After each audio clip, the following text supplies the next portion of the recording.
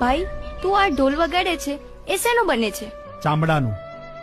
અને માણસનો દેહ? એ પણ ચામડાનું. ઢોલમાં માણસનું ચામડું વપરાય છે?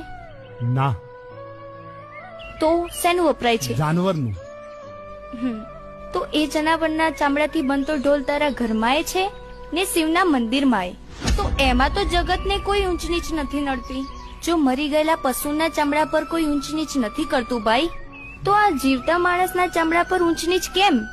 કેમ મારા ભાઈ?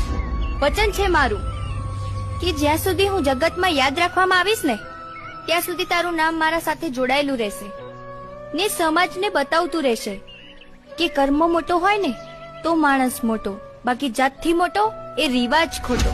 માં, સતીના સતને જાણવા માટે અંતરની આંખો ખોલવી પડે માં. જેમ અર્જુનને શ્રી કૃષ્ણએ દિવ્ય સ્વરૂપ બતાવીને ભમણા ભાગી હતી ને, એમ માં તારા અંદર રહેલા સતીના દર્શન કરવાની આશા છે માં. બસ એક આશા છે.